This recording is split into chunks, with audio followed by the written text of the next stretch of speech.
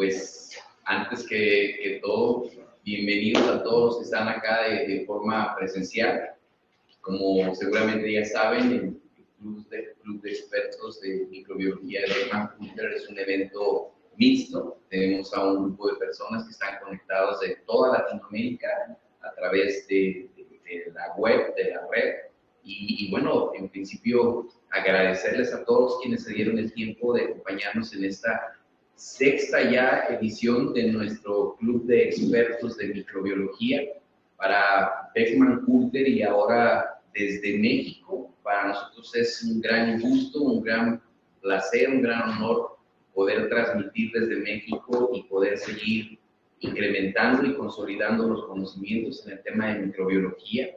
Para ninguno de los que están acá presentes y también en línea, es ignorado el hecho de que la resistencia bacteriana se considera por muchos expertos como la pandemia de nuestros tiempos, ¿no? Sabemos que hay un reto muy grande y por eso hoy la administración de los antibióticos cobra una gran relevancia y con todos los temas que hemos venido viendo en el tiempo, buscamos como empresa mandar un mensaje muy sólido de cuál es el uso correcto que debemos dar a la identificación y susceptibilidad de microorganismos. Y bueno, sean muy bienvenidos hoy a esta sexta edición que vamos a tener una participación muy interesante de nuestro equipo de trabajo en México. Gracias por acompañarnos y a todos los que están en línea, muchas gracias por su atención y aquí vamos a estar para apoyarlos. Claro. Muchas gracias, Juan Pablo. Buenas tardes a todos que están aquí presentes. Gracias por su presencia aquí. Gracias, Juan Pablo, por la invitación. Este evento en México para esta última edición del Club de Expertos de Latinoamérica. Yo soy Carolina Pereira, especialista de marketing de microbiología de Latinoamérica. Y solo para recordar para ustedes un breve recordatorio a respeto de nuestro evento. El Club de Expertos son entonces, como Gonzalo dijo, 16 ediciones. Las 5 primeras están grabadas, si no miraron pueden mirar, hasta fin del mes. En verdad, hasta 15 de diciembre. Después de eso, yo voy a cerrar todas las presentaciones, porque yo tengo que emitir para ustedes los certificados, ¿sí? Entonces, para las personas que participaron al menos de 4 de las 6 clases, van a recibir un certificado desde Beckman, ¿ok? Bueno, si no tienen acceso a las clases anteriores, esto para las personas que están aquí en su casa también, pueden enviar un correo para comunicación micro@beckman.com. Pueden enviar un correo que envío para ustedes con mucho gusto todas los clubes de expertos de las ediciones antiguas, para que así puedan asistir todas, para poder tener el certificado con 4 de 6 presentaciones. Bueno, pues muchas gracias una vez más. Esta presentación también va a estar siendo transmitida en vivo y va a estar grabada. Y ahora gustaría de pasar para ustedes a Tomás Lucero, que es nuestro especialista de microbiología desde México, que va a hacer una presentación para ustedes de resistencia bacteriana, perdón. Y que es muy importante, principalmente, tú lo sabes, que el mes de noviembre se tiene una semana específica, que fue la semana pasada, enfocada en la resistencia, el combate y concientización de resistencia bacteriana en todo el mundo. Entonces, es un tema muy interesante, con gran impacto, y Lucero va a nos brindar hoy con esta presentación. Gracias, Lucero. Perfecto. Pues vamos a empezar. Si hablo muy rápido de lo que me atención. Perfecto. Bueno, pues buenas tardes a todos. Muchísimas gracias por los que están conectados, los que están presentes. Vamos a ir viendo en este tema tan importante que es resistencia antibacteriana. Vamos a tocar temas muy clave para poder entender todos los demás clubes de expertos que van a hacer con muchísimo más enfoque en cada uno de estos temas. Entonces, ¿qué entendemos por resistencia antimicrobiana? Este concepto, la verdad es que me gusta mucho, que es justo. La resistencia antimicrobiana se produce cuando los microorganismos desarrollan la habilidad para derrotar a los medicamentos. Y es una parte súper importante que de repente no tenemos como... Decimos, bueno, cuando los medicamentos son como resistentes, etcétera. Pero justo esta parte importante. ¿Quién derrota a los medicamentos y las bacterias. Son muchísimo más eficientes que nosotros. Con microorganismos nos referimos a bacterias, hongos, virus y parásitos. Aquí se incluyen todos los microorganismos. Y los medicamentos igual, antibióticos, antifúngicos, antivíricos, antifalúdicos. La resistencia antibacteriana se da en todos los niveles de microorganismos y en todos los tipos de medicamentos que tenemos para combatir a estos microorganismos. Un rato. Yo voy a pasar para usted el micrófono más izquierdo porque sí, estás bajo el volumen. Sí.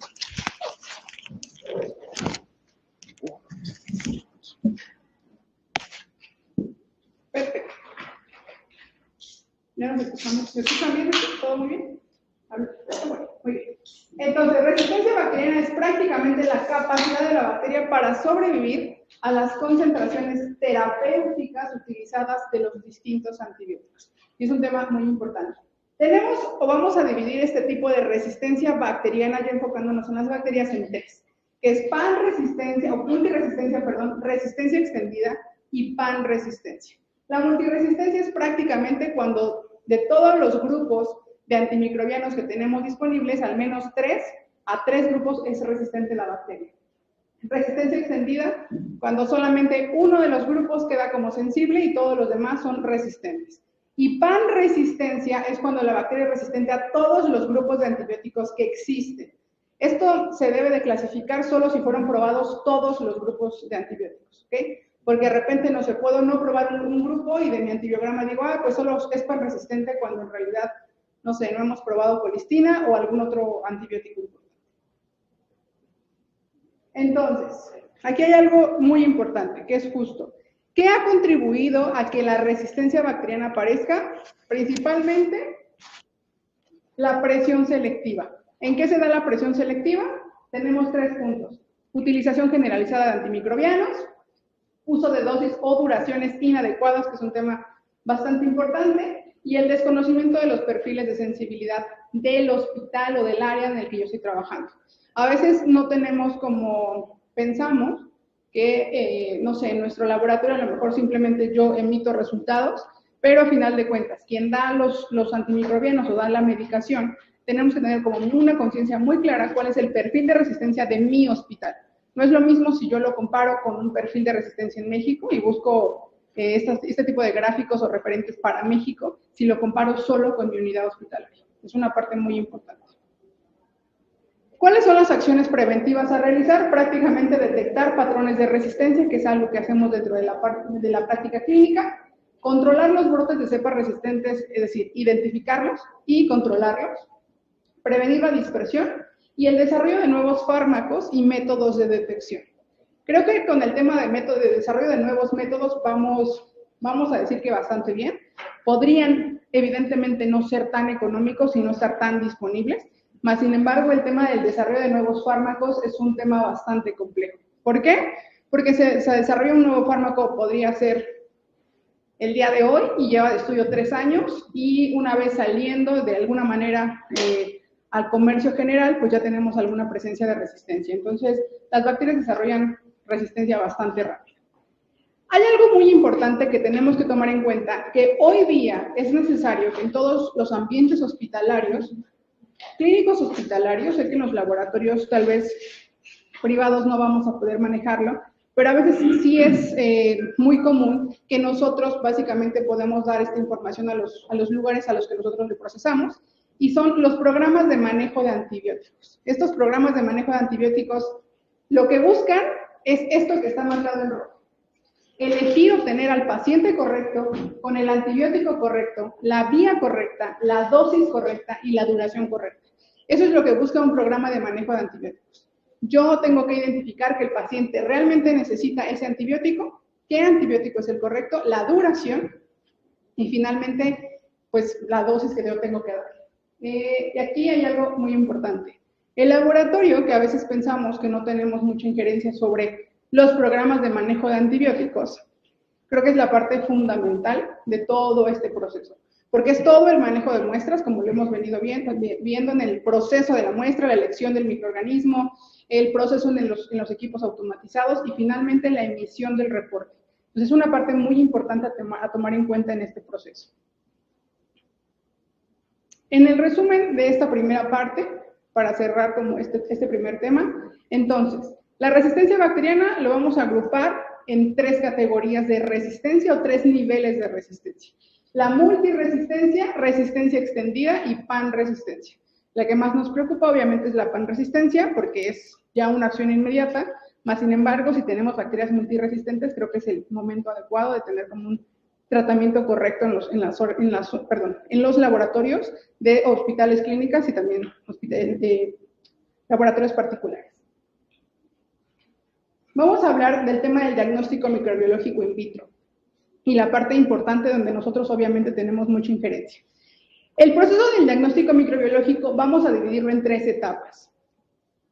La obtención de las muestras, el diagnóstico in vitro y la emisión de resultados. Y nos vamos a centrar justamente en el diagnóstico in vitro, porque prácticamente ahí ocurre la magia y la emisión de todos los resultados que yo voy a tener al final de todo el proceso. En este diagnóstico microbiológico in vitro vamos a irnos o vamos a dividirlo en 4 partes, que todas son importantes. Paso número 1, la identificación. Yo no puedo, al final de cuentas, dar un tratamiento empírico o un tratamiento dirigido si yo no sé qué microorganismo estoy atacando. Esa es una parte bien importante. Segundo, el antibiograma. Obtener valores de concentración mínima inhibitoria. Tercero, interpretación del antibiograma es literalmente saber si es sensible, intermedio o resistente de esa concentración que tenemos. Y finalmente, la lectura interpretada del antibiograma. Y esto es la búsqueda de mecanismos de resistencia o de identificación de fenotipos de resistencia. Entonces, para empezar con un concepto clave, recordemos, fenotipo es cualquier cosa que nosotros podamos distinguir de otro organismo, ¿no? Entonces, yo puedo ver el fenotipo de cada uno de ustedes pueden ver mi fenotipo, porque es algo que estamos viendo, ¿ok? Enfocándonos en estos pasos, vamos a entrar con el primer concepto, que yo sé que lo sabemos, pero hay que tener como muy en cuenta, los antibióticos. ¿Qué son los antibióticos? Son sustancias con diferente comportamiento farmacocinético y farmacodinámico que combaten infecciones causadas por bacterias, ejerciendo una acción específica en la célula de la bacteria. De acuerdo a esto, los mecanismos de la acción de los antibióticos son varios. Vamos a empezar por el primero. Inhibición de la pared celular. Tenemos betalactámicos, son los más conocidos, y vancomicina, ¿no? De los más representativos. Inhibición de la síntesis de ácido nucleico, tenemos quinolonas, aquí el más reconocido. Después tenemos la inhibición de la síntesis de proteínas, aquí tenemos a los aminoglucósidos. El bloqueo de las vías de inhibición del metabolismo, me voy a hacer una lista de regreso, que tenemos a trimethoprim y sulfamethoxazol. Y la interrupción de la función de la membrana celular, que tenemos aquí colistina y daptomicina como los principales antibióticos. Entonces, voy a cerrar esta diapositiva con esto. Tenemos 5 mecanismos de acción en el cómo los antibióticos matan o atacan a las bacterias, ¿ok? Ahora bien, nosotros tradicionalmente siempre podemos clasificar esos antibióticos como bactericidas o bacteriostáticos. Bactericidas, el antibiótico literalmente mata a la bacteria y, pues, obviamente con una dosis correcta, la mata y ya, se acabó el problema, por decirlo así. Y los bacteriostáticos, que literalmente solo se inhibe el crecimiento, baja el metabolismo de crecimiento, pero en cuanto se quita la exposición al antibiótico, pues el microorganismo puede seguir creciendo. Sin embargo, hay una clasificación que yo consideraría que es un poco más importante, que es, primera, antibióticos, concentración dependiente y efecto post-antibiótico prolongado. ¿Eso qué se refiere? Que cuando el paciente toma el medicamento, ¿cuánto tiempo va a durar o va a hacer efecto este antibiótico dentro del organismo? En este caso, para este tipo de antibióticos, se recomiendan dosis altas o intervalos muy amplios de dosificación. Aquí tenemos un ejemplo de aminoglucósidos. Siguiente clasificación, antibióticos tiempo dependiente y efecto post-antibiótico mínimo. Aquí, por ejemplo, se utiliza mucho la exposición prolongada y betalactámicos en infusión continua. Se utiliza mucho y es como lo más representativo de esta división. Y finalmente, los antibióticos concentración independiente y efecto postantibiótico prolongado. Aquí vamos a tener vancomicina y tetraciclinas. Si se fijan en este caso, tenemos, por ejemplo, vancomicina, que es un bactericida, y las tetraciclinas, que es un bacteriostático. Entonces, no podemos clasificarlo como de manera general, pero creo que esta clasificación Para la medicación es mucho más conveniente que solo dividirlos como bacteriostáticos y bactericidas. Ahora bien, ya revisamos el tema de los antibióticos, ahora vamos a entrar con el tema del antibiograma. ¿Qué es el antibiograma? Literalmente es hacer una prueba para evaluar la respuesta de un microorganismo a diferentes concentraciones de antibióticos. ¿Cómo puedo dar un tratamiento de estos antibióticos que estamos revisando? De dos maneras. Empíricamente, hablábamos hace un momento del tratamiento empírico, teniendo como base estas guías de terapia clínica, que son únicas por cada centro hospitalario, y finalmente, con un resultado de antibiograma. El resultado del antibiograma siempre va a ser útil. El tratamiento empírico obviamente va a ser importante. ¿Por qué? Llega un paciente a urgencias y entonces llega con signos de sepsis y tengo que dar un tratamiento. Tengo que identificar cuál es el microorganismo más común de sepsis en mi área hospitalaria, ¿no?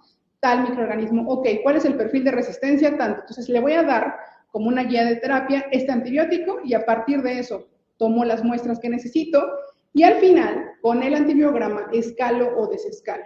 El objetivo es dar el mejor tratamiento al paciente, cuidando la dosis y cuidando el antibiótico, evitando justamente esta presión selectiva y evitar la resistencia en bacterias. Un antibiograma lo pueden hacer de dos métodos. Primero, para obtener valores cuantitativos y después resultados cualitativos. ¿Cuál es el más conveniente? Siempre resultados cuantitativos.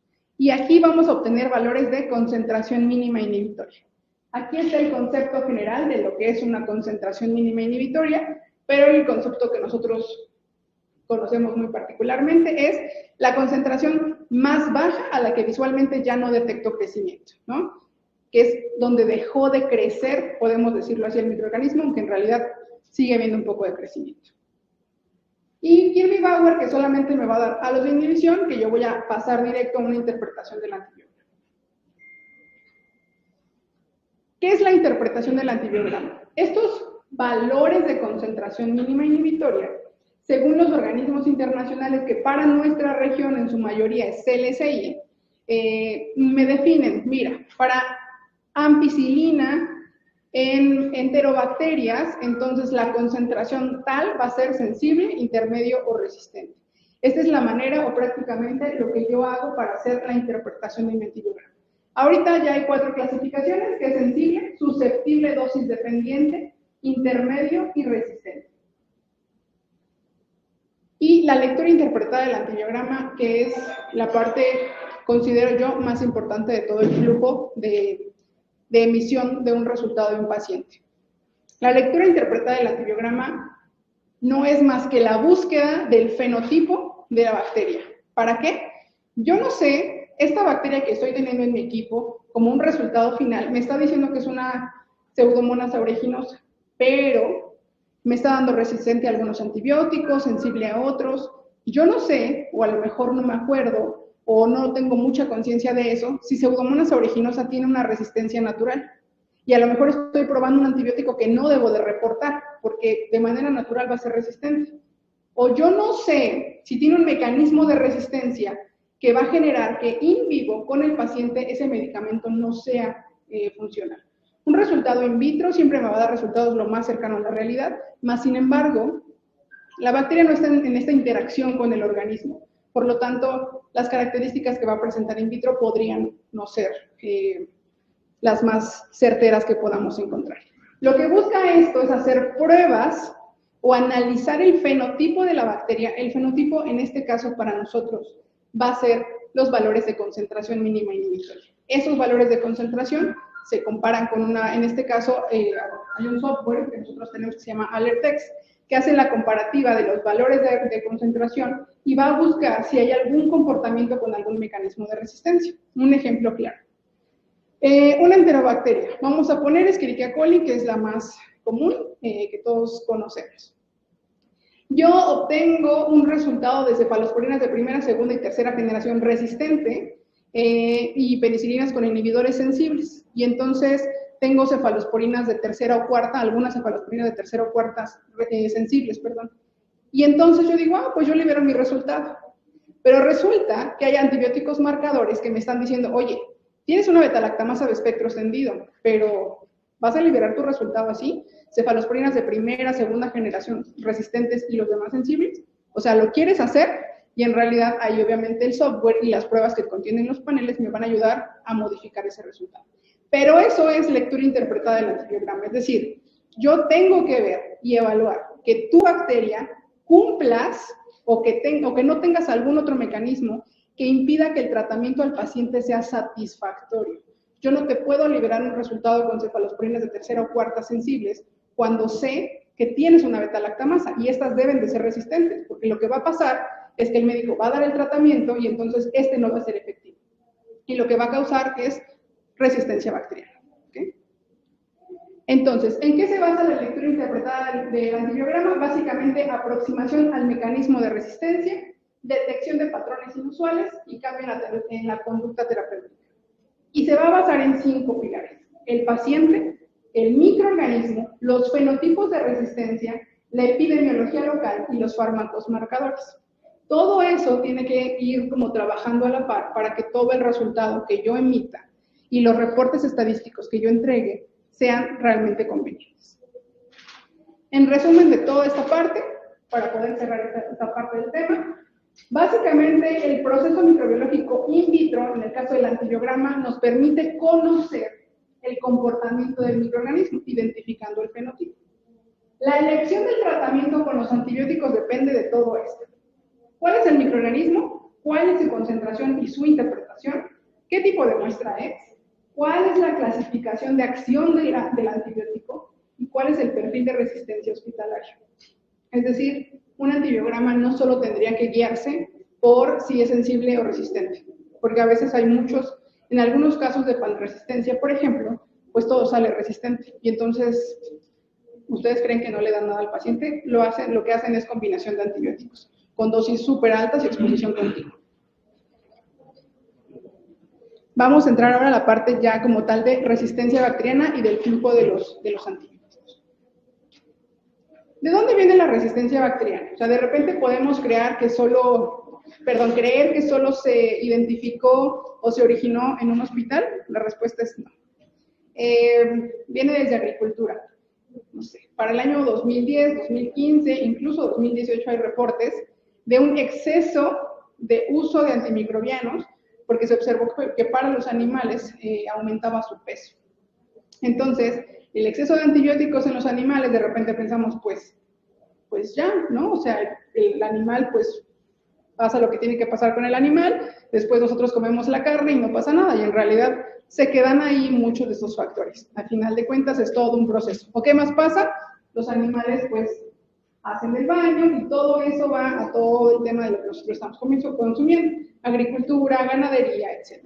En el tema de los hospitales, a veces creemos que podría ser el lugar donde más incidencia de resistencia hay o más origen de resistencia bacteriana hay, y hay muchos estudios que demuestran que justamente la mayor cantidad o el mayor índice de resistencia se presentó en lugares fuera del hospital, o sea, no se originó como parte hospitalaria. Entonces aquí todo está conectado.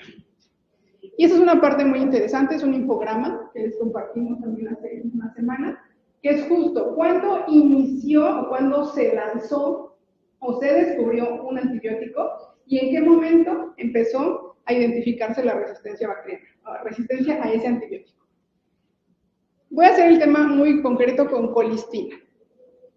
Colistina estaba como en las últimas fases de estudio, y dentro de la parte del estudio ya se había encontrado algunas cepas resistentes a colistina. O sea, ni siquiera había sido lanzado el antibiótico como tal o liberado al público, y ya había presencia de pseudomonas resistentes a colistina, ¿no? Incluso, o sea, ni siquiera se había usado tanto.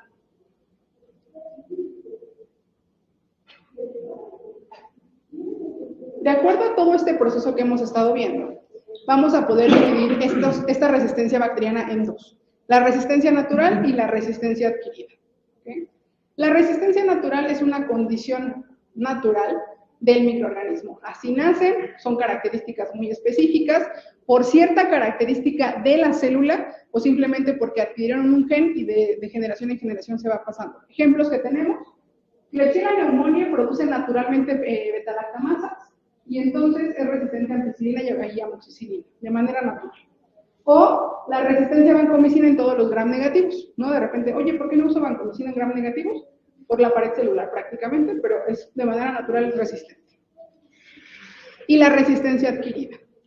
Esta resistencia adquirida se da por mutación o por adquisición de genes de resistencia.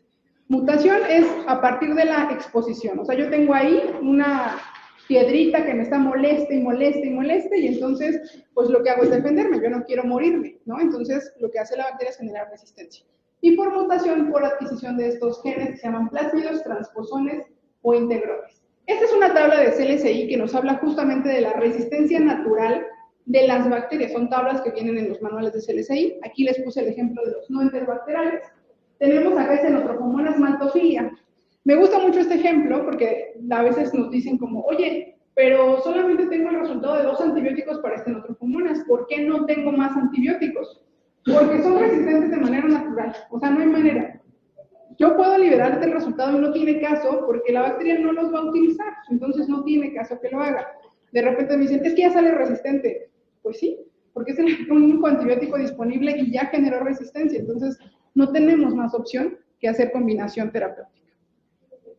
Aquí tenemos una imagen de los elementos móviles genéticos, que son plásmidos, transposones o fagos, y la manera en que se transfieren estos elementos. Plásmido es lo más conocido, que es un DNA alterno como tal, círculos de DNA extracromosómicos, y prácticamente se pueden mover muy fácil entre diferentes géneros. O sea, yo podría pensar que solo se pasan entre enterobacteriales, o sea, de una coli a una coli, y la respuesta es no. O sea, las enterobacterias y los Staphylococcus, voy a usar la palabra promiscuos, son muy promiscuos y pueden intercambiar sus genes de un género a otro. ¿Cómo se defienden las bacterias y los hongos, porque son los mismos mecanismos, de los antibióticos? Hace un rato vimos justamente los mecanismos, que son 6, en cómo los antibióticos atacan a las bacterias. Ahora, entonces, ¿cómo se defienden las bacterias de estos antibióticos? Primero, barreras de impermeabilidad. Los microorganismos mutan, hay alteraciones estructurales, en este caso, por ejemplo, en la proteína de la pared celular. Tenemos como ejemplo, de origen cromosómico, hay una mutación en la purina D2 de una pseudomonas aeruginosa que da resistencia a carbapenems, como un ejemplo. Siguiente. Alteración de la diana. Literalmente llega el antibiótico, pero ya no se puede unir. O sea, la diana o el sitio blanco ya no es de la forma, vamos a ponerlo en formas geométricas. Si el antibiótico era triangular, para que se pueda unir en este, o si esto era circular o poquito, ya no se puede unir porque ya no encuentra la manera de hacerlo. ¿Okay? Hay mutaciones en el sitio blanco, y aquí tenemos todos estos ejemplos. Más famoso, por decirlo así, o representativo, es la resistencia a los aminoglucósidos por mutaciones ribosomales. Y mutaciones en la DNA girasa para la resistencia a quinolonas. ¿Okay? Aquí son los más representativos. Luego, tenemos desarrollo de metabolismos alternos. Aquí tenemos a trimetoprim y a las sulfas. ¿Qué pasa con él? Ellos utilizan la ruta, bueno, aquí le puse sulfamidas en bacterias entéricas y Staphylococcus aureus. El antibiótico actúa en la síntesis de ácido fólico, y entonces simplemente los microorganismos deciden no utilizar esa ruta y tomar el ácido fólico pues, del medio ambiente, o sea, del microambiente en el que están. Y simplemente no usan la vía metabólica y siguen sobreviviendo. O sea, el antibiótico llega, inhibe esa vía metabólica, pero pues el microorganismo es capaz de tomar ese ácido fólico del microambiente en el que vive. Y por lo tanto, pues no importa. Ella sigue creciendo bastante feliz. Después tenemos modificación e inactivación del antibiótico. Esto se hace mediante enzimas. Aquí tenemos a las más famosas beta-lactamasas, enzimas modificantes de aminoglucósidos, por ejemplo. Estas enzimas pueden ser constitutivas inducibles o constitutivas inducibles. ¿A qué se refiere? La enzima constitutiva, siempre va a estar expuesta bajo el estímulo oxinel. Es decir, siempre va a estar produciendo enzimas, siempre va a estar presente, siempre va a estar activa. La expresión inducible solo se va a presentar cuando hay presencia del substrato, que en este caso sería el antibiótico. Es como un encendedor. Censo el antibiótico, produzco enzima. Y la constitutiva inducible siempre va a estar como un poquito encendida, pero a bajas tasas, y cuando está el estímulo, se produce mucho más.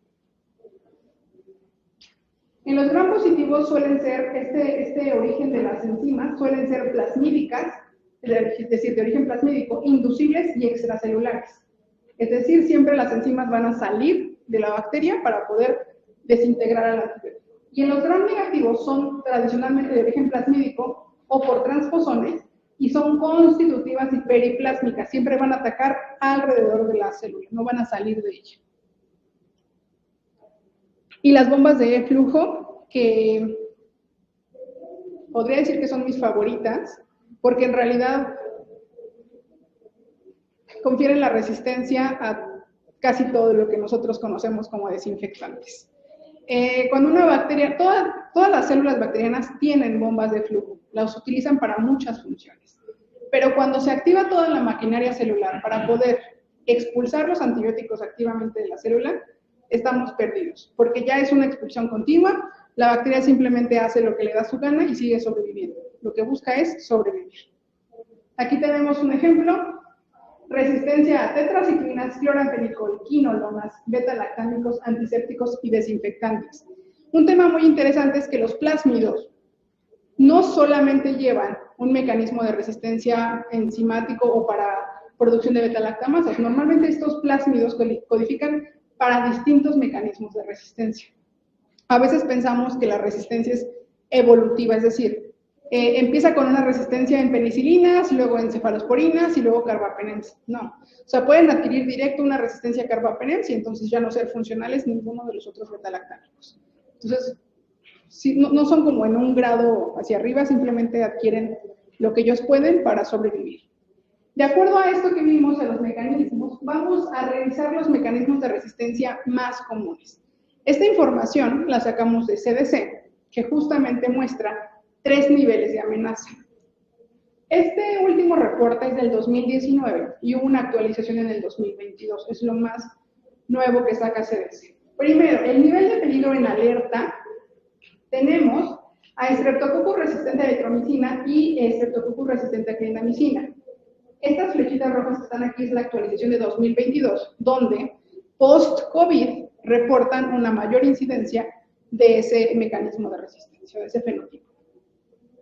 Nivel de peligro serio, o sea, hay que mantener una acción rápida y sostenida para controlarlas. Tenemos todos estos, con un aumento en el 2022 de resistencia a salmonella, shigella y la elevación de la producción de beta-lactamasas para enterobacteriales. Es un tema, en México es el fenotipo más común, pero a nivel global es muy importante. Y finalmente, el nivel de peligro urgente. Aquí tenemos Acinetobacter resistente a carbapenems y Enterobacteria resistentes a carbapenems. Todo es bastante preocupante. Pero tenemos algo bastante representativo aquí, que es una levadura, que es Candida auris. Candida auris, de manera, no podemos decir que natural, seguramente adquirida, presenta un nivel de resistencia elevadísimo. Además de que la identificación es muy compleja. O sea, fenotípicamente, es decir, por los métodos convencionales que nosotros conocemos, aunque yo diga que lo tenga en mi base de datos, es muy difícil porque su comportamiento metabólico. Recuerden que cuando una bacteria o un microorganismo posee grandes tasas de resistencia, todo el metabolismo se altera, Entonces, ella dice, ¿sabes qué? Yo no voy a usar esta ruta porque lo puedo tomar de acá. Y entonces, los perfiles de crecimiento, tasas de crecimiento, uso de algunos substratos se van a modificar. Entonces, Candida auris es un patógeno emergente, bastante complicado. La identificación es muy compleja por métodos fenotípicos. Podemos hacer la confirmación por biología molecular o tecnología MALDI-TOF, que es espectrometría de masas. Es como lo más conveniente para poder identificar este microorganismo. Y obviamente, post-COVID, se elevó muchísimo la tasa de incidencia de este microorganismo. ¿Por qué? Porque se usaron deliberadamente mucha cantidad de antibióticos en la pandemia, ¿no? O sea, de repente sabemos que era un virus, sabemos que se daban antibióticos para controlar alguna infección aledaña, bacteriana, sin embargo, hubo un abuso de los antibióticos. Beta-lactamasas. Vamos a dividirlas en 4 para que sea un poquito más sencillo. Hay beta-lactamasas de espectro extendido. Estos son los tipos de enzimas que podríamos encontrar como BLES. Beta-lactamasas resistentes a inhibidores. Beta-lactamasas de tipo AMC y carbapenemasas. Estas 4 son beta-lactamasas todas. Se pueden clasificar de diferentes maneras. La clasificación más común va a ser siempre molecular, que así lo van a encontrar ustedes en los libros. Resistentes a inhibidores, tenemos que dan resistencia a estos antibióticos y resistencia natural lo tienen estos microorganismos. Entonces es muy importante, como siempre, tomarlo en cuenta. Beta-lactamasas de espectro extendido. Son enzimas que se adquieren por plásmidos.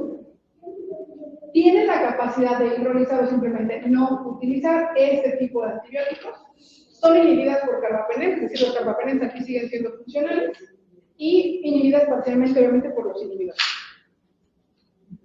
Luego, beta-lactamasas de tipo AMC. Esas beta-lactamasas son bastante interesantes. Primero, beta-lactamasas de manera cromosomal, es decir, resistencia natural en estos géneros bacterianos. ¿Okay? En todos estos géneros bacterianos. Dan resistencia a cefalosporinas de primera, segunda, tercera, cuarta y carbapenémicos. Ahorita vamos a ver un tema importantísimo con eso y son sensibles a espionaje. Normalmente la resistencia a los carbapenémicos en este tipo de beta-lactamasas no es porque realmente sean resistentes a carbapenems, sino porque el operón que ejecuta este mecanismo de resistencia de AMC produce cuando está desreprimido, se le llama desreprimido, produce tanta enzima que lo que hace es evitar que el antibiótico llegue y ejerza su efecto. Entonces, por eso se da como esta resistencia a carbapenems, más no es como una resistencia creada directamente por el tipo de beta-lactamasa. Y finalmente, carbapenemasas. Son las enzimas más bonitas, porque son bastante dinámicas. O sea, bonitas en el sentido científico, vamos a llamarlo así. Se dividen en 3: KPC, NDM y OXA. NDM es de New Delhi metalobeta-lactamasas, en algún momento estuvieron como todo el mundo muy importantes, siguen obviamente siendo tendencia en cuanto a incidencia de resistencia. Las KPC, en México probablemente hay más KPC u OXA, no hay tantas NDM, pero son muy importantes. Hay que diferenciar un tema con las carbapenemasas, o la resistencia a los carbapenems, que es un tema muy importante. Cuando yo digo que un microorganismo es resistente a carbapenems, se va a dar por 2 cosas. Por una impermeabilidad a los carbapenems, esta resistencia no es transferible, es decir, si no nos lavamos bien las manos y estamos revisando a los pacientes, yo puedo fácilmente pasar este mecanismo de resistencia con este microorganismo a otro paciente. Entonces, esta resistencia por impermeabilidad se da justo lo que hablábamos ahorita con las beta-lactamasas tipo AMC. Es decir, no es una resistencia real, simplemente se da por impermeabilidad, si lo queremos llamar así. Y finalmente, la resistencia a carbapenems por las carbapenemasas es transferible mediante plásmidos y es realmente preocupante. Es de muy rápida transmisión, porque los plásmidos, insisto, lo platicábamos hace rato, se transfieren bastante fácil entre diferentes géneros bacterianos. Esta es la clasificación básicamente de las carbapenemasas. Ahí me adelanté uno. Tenemos KPC, se da más en enterobacterias y la localización del origen es plasmídico. Tenemos las NDM, que es para bacilos gram negativos no fermentadores, y las oxacilinasas, que se dan más en Acinetobacter, Pseudomonas, y puede ser cromosomal o plasmídico. ¿Cuáles son los microorganismos más complejos hoy día de dar tratamiento? Acinetobacter y Pseudomonas. Eliminarlos en brotes es muy complicado, porque incluso una buena limpieza en el hospital, una vez que se identifica, a veces no es tan buena.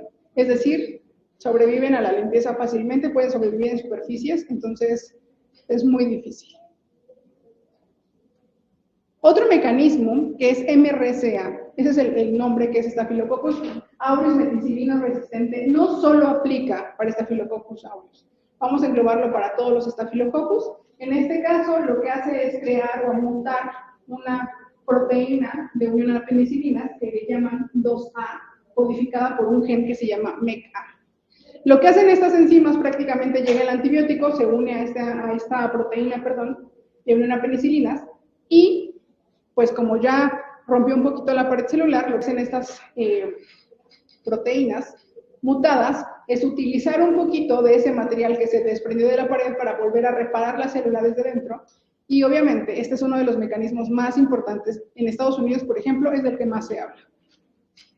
Y Enterococcus vancomicina resistente. De manera natural, Pecium y Fecalis presentan son los más representantes de este grupo. Y de manera natural, Gallinarum, Cassiliplagus, Flapeces son prácticamente resistentes. Vancomicina y teicoplatina son marcadores. Es una resistencia que hay que vigilar en mi área hospitalaria.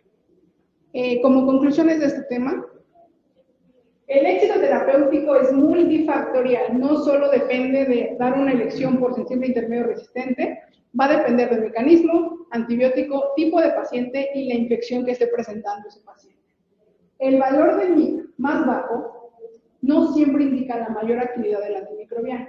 Las concentraciones definen la sensibilidad o resistencia y son diferentes para cada microorganismo. O sea, lo que traen, no sé, mayor o igual a 32 resistente en enterobacteriales para un antibiótico es resistente, en otro va a ser sensible o intermedio.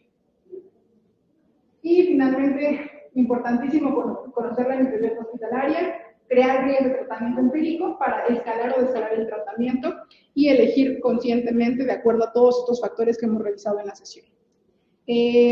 Listo, hemos terminado. Muchas gracias.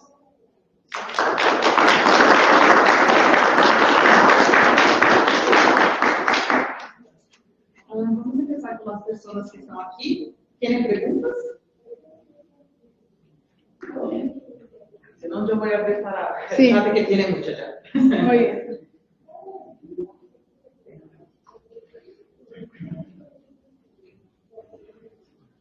Vamos a empezar con las preguntas. ¿Tienen alguna pregunta? Creo que sí. Entonces voy a empezar. Sí. A primera, un microorganismo que es Escherichia, que tiene beta-lactamasa de espectro extendido, debe ser resistente a todos los beta-lactámicos, menos carbapenémicos, o puede ser sensible a beta-lactámicos o inhibidores de beta-lactamasa. Prácticamente debería ser sensible a carbapenems, o sea, las beta-lactamasas no hidrolizan carbapenems, por lo tanto, tienen que ser solo resistentes a cefalosporinas primera, segunda, tercera generación y probablemente resistentes a Astronam, pero pueden ser sensibles también. Y hay bajas tasas de sensibilidad en la combinación piperacilina-tazobactam, por ejemplo. Gracias. A próxima pregunta, ¿cómo entendemos a las bacterias que presentan Ble y MC Plasmodium? Un marcador diferenciador podría ser la cefoxitina. La cefoxitina en AMC suele ser sensible, pero no es una realidad. O sea, hoy día con todas las mutaciones podría no ser real esta característica. Entonces, habría que hacer pruebas fenotípicas para diferenciarlo. Existen pruebas que lo marca el manual de CLSI para hacer la diferenciación entre una y otra. Perdón, voy a agregar algo sobre esto. Tradicionalmente, en ocasiones, a veces las pruebas confirmatorias que incluyen los paneles para betalactamasas de espectro extendido, en ocasiones pueden ser negativas, o sea, en los paneles, pero todo lo demás es resistente. Todos los betalactémicos son, bueno, a todas las penicilinas y cefalosporinas y Astronam son resistentes. Entonces, eso podría indicar una betalactamasa tipo AMC, pero igual se tendría que confirmar.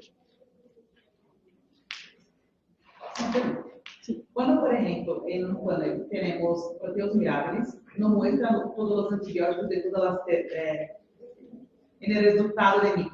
Es porque tiene resistencia intrínseca. Esto entendí, pero si muestra un ejemplo de tetracitrinas que es naturalmente resistente, entonces me queda la duda. Que sí encuentra, o sea, de manera natural es resistente, pero sí hay resultados. Sí, Eso yo voy a contestar Sí. esa pregunta de la actualización del software. Sí, justo le iba a decir. Sí, porque mira, esto realmente hasta la versión de 4.42 del software, de 4.43 para algunos países, nosotros no teníamos a tabla de resistencia intrínseca toda agregada en el software. Pero ahora, con la versión de 5.0, ya tenemos todas las resistencias intrínsecas. Entonces, esta realmente era una cosa que nuestro software no tenía. Entonces, por eso que muchas veces tú tenías la resistencia intrínseca, pero no estabas ocupada en ese software. Pero a partir de esta versión, que ya estamos cambiando ahora todos los países, va a tener todos como resistencia intrínseca, hasta mismo si no tienen tu funnel. Tú vas a tener diciendo, por ejemplo, esta PNM para pseudomonas aeruginosa. Vas a estar, mismo que no tenga la dosaje, porque ya es sabido que es una resistencia intrínseca. Entonces, la versión de software ahora está actualizada para CLSI y para el CASH, las últimas ediciones, es a partir de 5.0.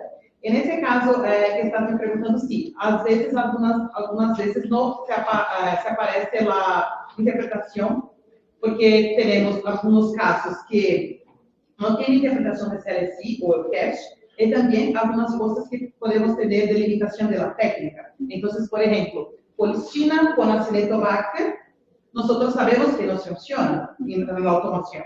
Entonces, por eso tú no miras el wiki, tú no miras la interpretación, nada. Estás dejando eso en nuestro equipo, porque realmente no es confiable. Entonces, Beckman Coulter sugiere, utilice otra metodología para eso. Okay. Porque algunas veces no muestra la interpretación de los resultados. Esta que yo resolví. Sí. La misma persona. ¿A qué se refiere el término no sensible? ¿El resultado? Yo creo que sí. Era resistente para mí, no sé si era resistente, pero no sé si tenía alguna diapositiva, pero... Sí, no. O sea, como interpretación, bueno, si pueden escribirnos ahí como su duda general. Porfa, quien estás tanto que nos pregunta, porfa, un poquito más detallado que tú quieres, porque realmente no sensible es... Tal vez en una diapositiva de los mecanismos de resistencia decía no sensible a, es decir, es resistente a esos antibióticos. Sí, gracias. Se una cepa, por exemplo, ler, e fenotipicamente pipetazo está sensible, ¿cómo reportar? Sensible, se queda así porque tiene el inhibidor, entonces podría funcionar en el tratamiento con esos inhibidores. Todas las betalactamasas de espectro extendido se inhiben, son inhibidas, por ácido clavulánico, en este caso tazobactam, entonces funcionan para el tratamiento. Podrían no ser útiles in vivo, pero habría que tener como el tratamiento combinado probablemente, o infectología tendría que evaluarlo. Sí. Ahora una pregunta. Okay. Para Candidauris, ¿puedo confiar en la sensibilidad semi-automatizada o qué método me ayudaría?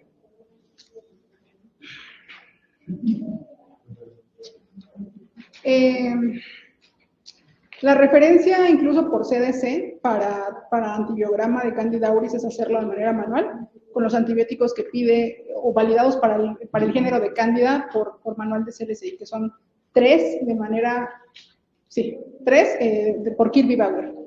Son los únicos necesarios y habría que confiar solo en eso, nada más. Incluso te vas a ayudar en la identificación, porque una de las cosas de la resistencia a todos los insumos para Candidauris, entonces puedes hacer la identificación realmente como macroscopio de biología molecular. En los testes vas a ayudar a la identificación, la resistencia, porque sí, va a ser a todos ustedes solo por Kirby-Bauer. Sí, justo. De hecho, o sea, para todas las levaduras, lo mejor sería hacer siempre Kirby-Bauer porque es como el método validado. Gracias. Bueno, ahora solo interesa el tema. Muchas gracias por compartir. Algunas cosas están viendo para usted. Yo creo que no tiene más preguntas. Entonces, gracias una vez más, Lucero, por tu presentación. Gracias a todos que están aquí. Yo solo hablar un poquito sobre el proyecto. ¿Puedes quedar aquí conmigo, sí? Sobre el proyecto, el cierre de proyecto, porque muchos están enviando preguntas para mí.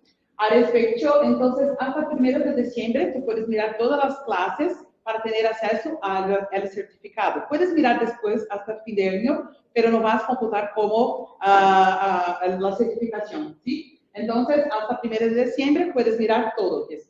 Ya. Hasta 20 de diciembre yo voy a enviar para ustedes los certificados por el mismo correo que empezaron en nuestra presentación. ¿Okay? Voy a enviar para ustedes. Entonces, solo un recordatorio que tiene que mirar las 4 de las 6 charlas que hicimos este año. ¿Okay? Y agradecer una vez más a todos por el proyecto. Este año tenemos un proyecto de Clube de Expertos con clase de microbiología básica. El próximo año vamos a hacer un de microbiología intermedia y ya tenemos planos para 2025 hacer de avanzada. Entonces, cada uno va a tener un certificado escrito eso. Entonces, básica, intermedio, avanzado por todos los años y vamos subiendo los temas para todos. Entonces, vamos a continuar en 2024. Y también muy importante que yo voy a enviar mañana para todos ustedes, un correo solicitando que preenchan una encuesta, preguntando sobre los temas, sobre los horarios, sobre la plataforma, sobre los ponentes de este proyecto para que podamos siempre mejorar nuestro proyecto. ¿Okay? Entonces, muchas gracias una vez más. Gracias a todos que están en casa. Deja solo mirar si tienen más algunas preguntas.